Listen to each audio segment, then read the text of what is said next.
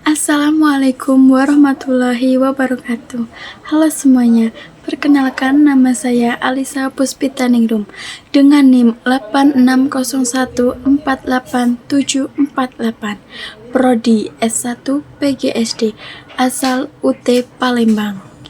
Pada kesempatan kali ini saya akan membahas tentang pelajaran dari sejarah Pancasila bagi generasi muda, dengan fokus pada proses lahirnya Pancasila melalui sidang BPUPKI, Piagam Jakarta, dan peran PPKI dalam mewujudkan kemerdekaan Indonesia.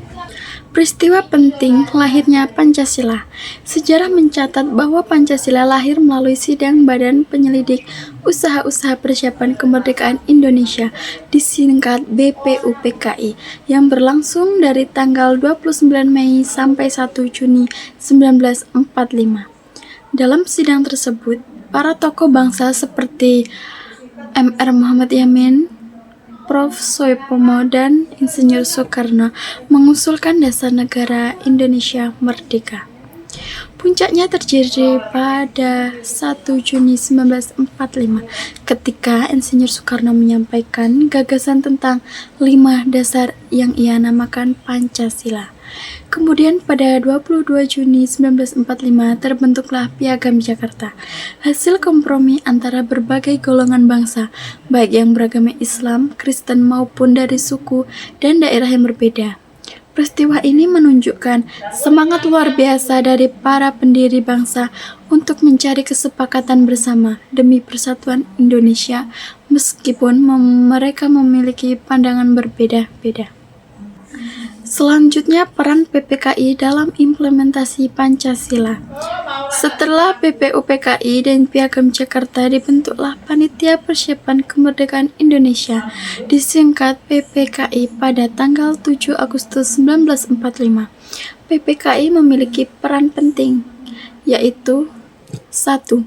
Menyempurnakan Rancangan Undang-Undang Dasar 1945.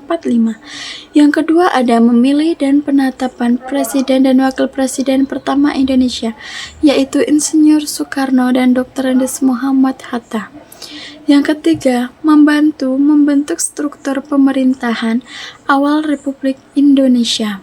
Dengan PPKI, proses kelahiran Pancasila dan kemerdekaan Indonesia menjadi lengkap, dari gagasan dasar negara yaitu BPUPKI, komponen awal yaitu Piagam Jakarta, hingga implementasi nyata dalam pemerintahan PPKI.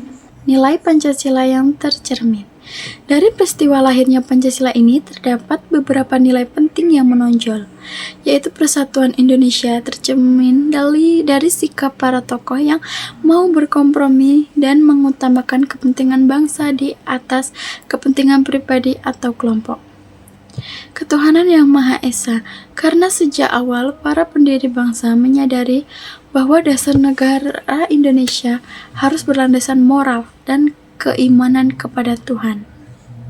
Dua nilai ini membuktikan bahwa Pancasila bukan sekedar hasil pemikiran politik, tetapi juga hasil dari kesadaran moral, spiritual, dan semangat kebersamaan seluruh elemen bangsa.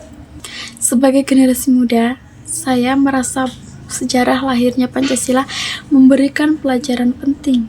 Kita belajar tentang toleransi, dialog, semangat gotong royong. Para pendiri bangsa tidak mencari kemenangan untuk satu kelompok, tetapi mencari jalan tengah untuk seluruh rakyat Indonesia. Di era sekarang, ketika bangsa kita menghadapi tantangan seperti intoleransi, polarisasi politik, dan penyalahgunaan media digital, nilai-nilai Pancasila tetap sangat relevan. Kita harus meneladani semangat persatuan itu dengan cara saling menghormati, menggunakan media sosial secara bijak, dan menjaga persaudaraan di tengah perbedaan. Bagi saya, nilai persatuan Indonesia adalah yang paling penting saat ini, karena tanpa persatuan semua kemajuan tidak akan berarti. Pancasila mengajarkan bahwa perbedaan bukan alasan untuk berpecah, tetapi kekuatan untuk membangun Indonesia yang lebih adil, damai, dan beradab. Demikian referensi saya tentang pelajaran dari sejarah Pancasila bagi generasi muda. Semoga kita semua mampu menjaga dan mengamalkan nilai-nilai Pancasila dalam kehidupan sehari-hari. Terima kasih. Wassalamualaikum warahmatullahi wabarakatuh. Bye-bye.